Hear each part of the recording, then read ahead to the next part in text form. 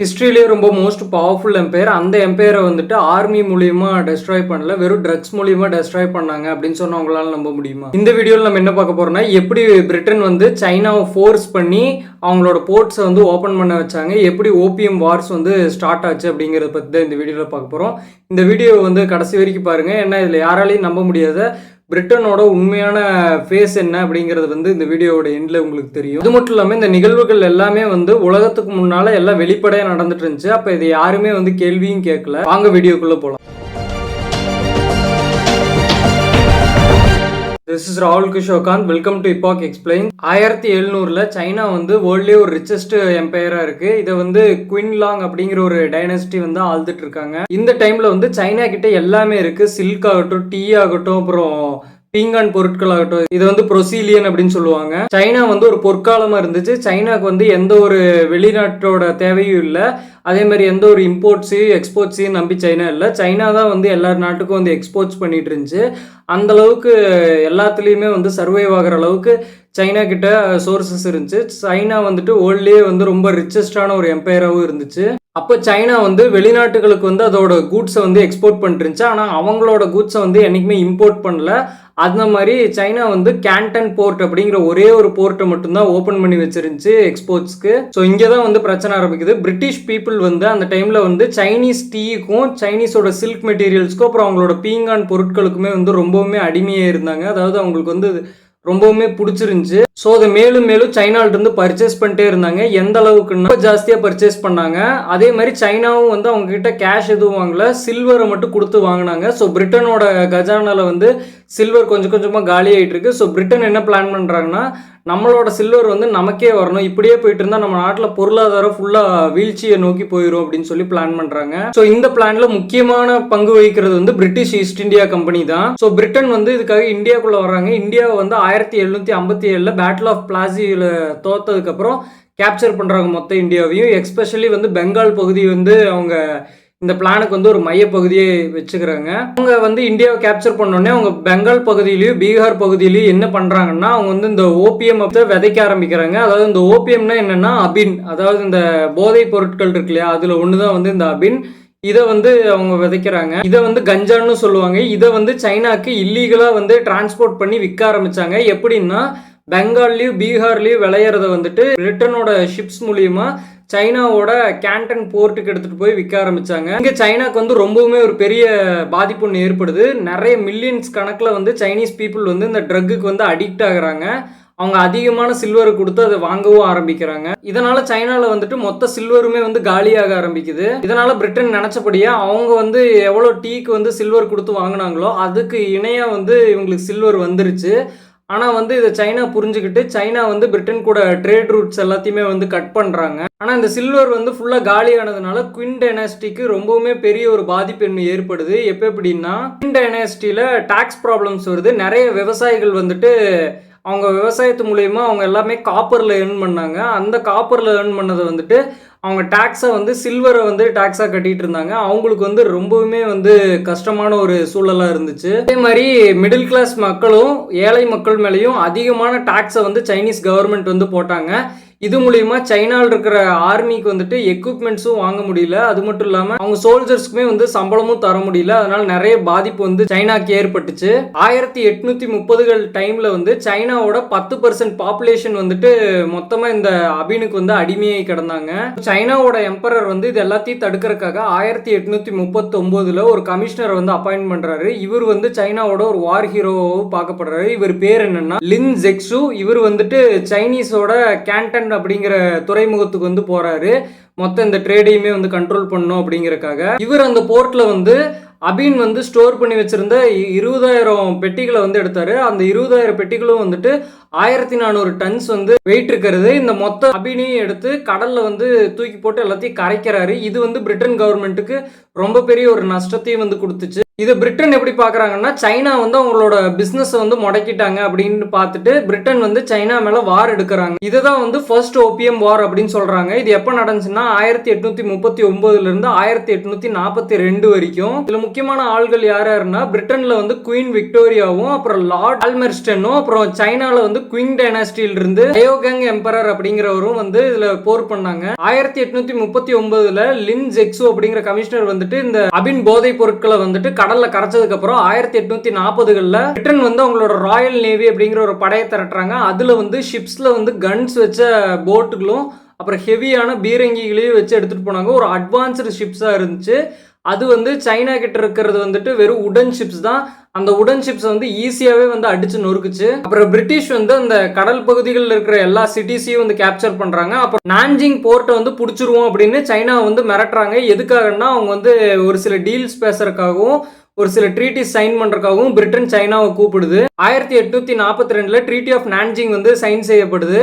இதுல என்ன குறிப்பா இருக்கிறதுனா சைனா வந்து 5 முக்கியமான போர்ட்ஸை வந்து பிரிட்டனுக்கு தரதா சொல்லியிருந்துச்சு. என்னென்ன போர்ட்ஸ்னா Canton port, Shanghai port, Ningbo port, Fuzhou port, அப்புறம் ஜெயாமின் போர்ட். இது எல்லாத்தையுமே வந்து ஃபாரின் ட்ரேடுக்கும் வந்து பிரிட்டன் ஓபன் பண்ணி வச்சது. சைனா வந்து இதுக்கு இழப்பீட $21 மில்லியன் வந்து பே பண்ணாங்க. எதுக்காகனா இவங்க வந்து வார்ல வந்து சண்டை போட்டு பிரிட்டன் ஷிப்ஸை நாஸ்தி பண்ணதுக்காகவும் அப்புறம் இந்த 1400 டன் கொண்ட அபினை வந்து கடல்ல கரைச்சதுக்காகவும் 21 மில்லியன் வந்து சைனா வந்து பிரிட்டனுக்கு கொடுத்தாங்க. அதுக்கப்புறம் பிரிட்டன்ல இருந்து நிறைய பேர் சைனாக்கு வந்து மைக்ரேட் ஆக ஆரம்பிச்சாங்க. மைக்ரேட் ஆனது மட்டும் இல்லாம அவங்க இங்க பிசினஸும் பண்ண ஆரம்பிச்சாங்க. அதே மாதிரி நிறைய கிறிஸ்டியானிட்டி சம்பந்த விஷயங்களை வந்து போதனை பண்ணவும் ஆரம்பிச்சாங்க. இதுதான் வந்து சைனாக்கு அவமானத்தோட ஒரு ஆரம்பமா இருந்துச்சு. அதுக்கப்புறமா அவங்களுக்குள்ள சண்டை ஓயல. ஆரோ அப்படிங்கிற பிரிட்டன் ஷிப் ஒன்று வந்துட்டு கடல்ல இருந்து இந்த போர்ட்டுக்கு வந்து வந்துகிட்டு இருக்கு. அப்போ ஒரு சில இன்ஃபர்மேஷன்ஸ் கொடுத்தது படி அந்த ஷிப்ஸ்ல வந்து வேற ஏதோ ஒளிச்சு வச்சிருக்காங்க அப்படிங்கிற நியூஸ் தெரிஞ்சு சைனீஸ் கவர்மெண்ட் வந்து அந்த ஷிப்பை வந்து சோதனை போடுறாங்க. ஸோ இதில் ஆத்திரமடைந்த பிரிட்டிஷ்காரர்கள் வந்துட்டு இதை ஒரு அவமானமாக பார்க்குறாங்க. அவங்க வந்து நம்மளோட அந்த ஆரோ ஷிப்பையே வந்து செக் பண்ணிட்டாங்க அப்படின்னு சொல்லி சாக்கா வச்சு நிறைய டெரிட்டரிஸை வந்து சைனாவில் எக்ஸ்பெண்ட் பண்ணலாம். அப்புறம் வந்துட்டு அபீனை வந்து லீகலைஸ்டு பண்ணிடலாம், சட்டப்பூர்வமாக ஆக்கிடலாம் அப்படின்னு பிரிட்டன் வந்து பிளான் பண்ணுறாங்க. ஸோ பிரிட்டன் வந்து சைனாவை எடுத்து போர் பண்ணுறாங்க. ஆனால் இந்த தடவை பிரிட்டன் மட்டும் போர் பண்ணல, இது கூட பிரான்ஸும் வந்து சேருது. இதில் முக்கியமான ஃபிகர்ஸ் யாருன்னா பிரிட்டனை சேர்ந்த லார்ட் எல்கின் அப்படிங்கிறவரும் ஃப்ரான்ஸில் இருக்கிற நெப்போலியன் III சைனால வந்து ஜியாஃபிங் அப்படிங்கிற ஒரு எம்பரரும் இதுல சண்டை போடுறாங்க. இந்த வார் வந்து தி செகண்ட் ஓபியம் வார் அப்படின்னு அழைக்கப்படுது. இது வந்து 1856ல இருந்து 1860 வரைக்கும் நடக்குது. அவங்க மறுபடியும் கேண்டன் போர்ட்டை பிடிச்சிட்டு அவங்க வந்து போற வழியில டைஞ்சிங் அப்படிங்கிற போர்ட்டை நோக்கி மூவ் பண்ணி போறாங்க. இதுல போற வழியில நிறைய சிட்டிஸையும் வந்து கேப்சர் பண்ணி சைனாக்கு வந்து நிறைய த்ரெட்ஸும் வந்து தராங்க.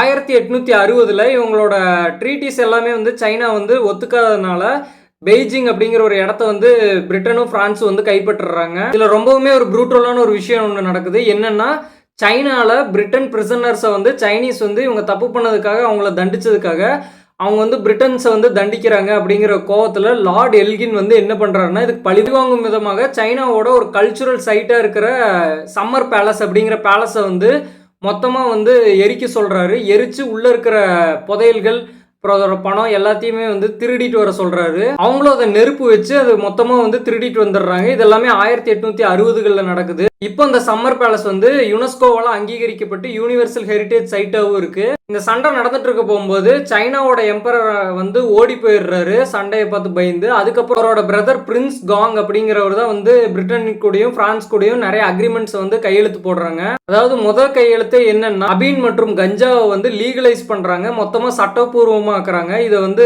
யார் வேணா வாங்கலாம், இது வந்து கவர்மெண்டே கொடுக்குற ஒரு பொருள் அப்படிங்கிற மாதிரி லீகலைஸ் ஆகுறாங்க. இங்க எப்படி டாஸ்மார்க்கோ அங்க அந்த மாதிரி கஞ்சாவை வந்து லீகலைஸ் பண்ணாங்க. இதுல சைனா வந்துட்டு 1842லயே வந்து ஹாங்காங்க பிரிட்டன் கூட எப்பவுமே வந்து வச்சுக்கிற மாதிரி கொடுத்தாங்க. இப்போ வந்து என்ன பண்ணியிருக்காங்கன்னா கவுலோன் பெனின்சுலா அப்படிங்கிற பகுதியை வந்து அதாவது ஹாங்காங்க்கு ஆப்போசிட்ல அமைஞ்சிருக்கிற பகுதி, இதையுமே வந்து பிரிட்டன் வச்சுக்கலாம் அப்படிங்கிற மாதிரி எழுதி கொடுக்குறாங்க செகண்ட் ஓபியம் வார் முடிஞ்சதுக்கு அப்புறம். அதுக்கப்புறம் பிரிட்டனும் பிரான்ஸும் என்ன பண்றாங்கன்னா அவங்க நாட்டு மக்கள்ல இருக்கிற கிறிஸ்துவ மத போதகர்களை வந்துட்டு இங்க வந்து விடுறாங்க. அவங்க வந்து அங்க இருக்கிற கல்ச்சரை அழிச்சு முழுக்க முழுக்க பிரிட்டன் கல்ச்சரையும் பிரான்ஸ் கல்ச்சரையுமே வந்து அங்க ஆரம்பிக்கிறாங்க. ஸோ இதனால சைனாவோட கல்ச்சர் சிஸ்டமே வந்து அங்க பாதிக்கப்படுது. அதுக்கப்புறம் சைனா வந்துட்டு $16 மில்லியன் வந்துட்டு இந்த போருக்கு இழப்பீடாக பிரான்ஸ்க்கும் பிரிட்டனுக்கும் வந்து தருது. ஞாபகம் வச்சுக்கோங்க, உலகத்திலேயே 2 பெரிய பவர் அந்த டைம்ல இருந்தது பிரிட்டனும் பிரான்ஸும். அவங்க வந்து இவ்வளவு கொடூரமான அப்புறம் ஒரு கேவலமான ஒரு செயலை வந்து செஞ்சிருக்காங்க. ஒரு முழு நாடையே வந்து வெறும் ப்ராஃபிட்டுக்காக இருக்கிற ஒரு மோட்டிவ்ல வச்சு மொத்த நாட்டோட பீப்புள்ஸையே வந்து டெஸ்ட்ராய் பண்ணியிருக்காங்க. ஆனா இதை வந்து சுத்தி இருக்கிற எந்த நாடுகளுமே வந்து உலகத்துல கேள்வி கேட்கல அந்த டைம்ல. அதுக்கப்புறம் 1898ல இந்த ஹாங்காங் பகுதியை வந்துட்டு 99 வருஷம் பிரிட்டன் வந்து லீஸ்க்கு எடுத்தாங்க.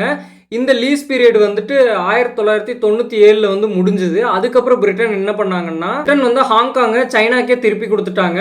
ஆனா ஒரு சில பிரின்சிபல்ஸ் பிரிட்டன் போட்டதை வந்து ஃபாலோ பண்ணும் அப்படின்னு சொல்லி தான் கொடுத்தாங்க. அது இப்போ வந்துட்டு ஒரு ஸ்பெஷல் அட்மினிஸ்ட்ரேட்டிவ் ரீஜனா மாதிரி இருக்கு. அதாவது ஒரு சிறப்பு நிர்வாக பகுதியாக வந்து சைனா வந்து அதை பாக்குது. இதோட இம்பாக்ட்ஸ் என்னென்னா, இந்த மாதிரி நடந்ததுனால அப்புறம் நிறைய அங்க பினான்சியல் கண்டிஷன்ஸ் வந்து மாறினதுனாலையும், அப்புறம் இந்த மாதிரி ட்ரீட்டிஸ் வந்து அந்த கவர்மெண்ட் வந்து சைன் பண்ணதுனாலையும், பிரிட்டன் கூடயும் பிரான்ஸ் கூடயும் அந்த நாட்டுக்குள்ள குழப்பங்கள் ஏற்பட்டுச்சு. ஸோ அந்த நாட்டுக்குள்ளேயே வந்து புரட்சிகள் ஆரம்பிச்சது. என்ன மாதிரி புரட்சினா, டைப்பிங் ரெவல்யூஷன் அப்படிங்கிற ஒரு புரட்சி வந்து ஆரம்பிச்சது. இந்த புரட்சியில வந்து 20 மில்லியன் பீப்புள் வந்து கொல்லப்பட்டாங்க. வேர்ல்டு கண்ட்ரிஸ் முன்னாடி சைனா வந்து உடஞ்சு போன ஒரு கண்ட்ரிஸாக தான் இருந்துச்சு. அதாவது இதை தான் வந்து த செஞ்சுரி ஆஃப் ஹியூமிலேஷன் அப்படின்னு கூப்பிட்டாங்க. அதாவது ஒரு 100 வருஷத்துக்கான அவமானம் அப்படின்னு இது கூப்பிட்டாங்க. என்னதான் சைனாக்கு வந்து ஃப்ரீடம் கிடைச்சிருந்தாலும் சைனாவோட எக்கனாமிக் அப்புறம் போர்ட் கண்ட்ரோல் வந்துட்டு ரஷ்யா, ஜப்பான், பிரிட்டன், பிரான்ஸ் இவங்க கிட்ட தான் வந்து இருந்துச்சு. சைனா வந்து இந்த மாதிரி இதுக்கெல்லாமே வந்துட்டு நிறைய நஷ்டீடு கொடுத்ததுனாலையும், அவங்க நாட்டுக்குள்ள பணம் பற்றாக்குறை ஏற்பட்டதுனாலையும், நிறைய பேர் அபீனுக்கு வந்துட்டு அடிமையானதுனாலையும் சைனாவில் வந்துட்டு பொருளாதாரம் வந்து அதல பாதாளத்துக்கே கொண்டு போச்சு. இது எல்லாத்தையுமே வந்து கேவலம் ஒரு ப்ராஃபிட்காக ஒரு நாட்டையே வந்து பிரிட்டன் வந்து இப்படி கஞ்சாக்கு அடிமையாக்குனாங்க. இதுல முக்கியமான ஒரு விஷயம் என்னன்னா, சைனாவோட பாப்புலேஷன் அப்போ வந்து 400 மில்லியனா இருந்துச்சு. இதுல வந்து 20 மில்லியன் பீப்புள்ஸ் வந்து இந்த அபீனுக்கு வந்து அடிக்ட் ஆயிருந்தாங்க. அதாவது பாப்புலேஷன்ல 5% வந்து இதுல அடிக்ட் ஆயிருந்தாங்க. இது மூலியமா அந்த நாட்டோட குயிங் டைனாஸ்டியே வந்து வீழ்ச்சியை வந்து சந்திக்க ஆரம்பிச்சது. வந்து சைனாவை மட்டும் அஃபெக்ட் பண்ணல, இந்தியாவையும் மொத்தமா அஃபெக்ட் பண்ணுச்சு. எந்தெந்த மாதிரினா, பெங்கால்லையும் பீகார்லயுமே வந்து பிரிட்டிஷ் சோல்ஜர்ஸ் வந்துட்டு இந்தியன் ஃபார்மர்ஸ் வந்து ஃபோர்ஸ் பண்ணி இந்த கஞ்சா செடிகளை வந்து வளர வச்சாங்க, அபீன் செடிகளை. அவங்க வந்துட்டு எந்த ஒரு மற்ற செடிகளையுமே வந்து விளைச்சல் பண்ணவே விடலை. இது மூலியமா வந்து பெங்காலில் வந்துட்டு பஞ்சம் ஏற்பட்டுச்சு. இதில் சாப்பாட்டுக்கு வழி இல்லாமல் நிறைய மக்கள் வந்து இறந்தும் போனாங்க. அப்புறம் இதை விட கொடூரமான ஒரு விஷயம் என்னன்னா, ஃபர்ஸ்ட் ஓபிஎம் வாரில் 7000 இந்தியன் சோல்ஜர்ஸ் வந்து பிரிட்டன் வந்து பயன்படுத்தினாங்க வார்க்கு. அவங்களோட சோல்ஜர்ஸ் வந்து பயன்படுத்தாம 7000 இந்தியன் சோல்ஜர்ஸ் வந்து பயன்படுத்தினாங்க.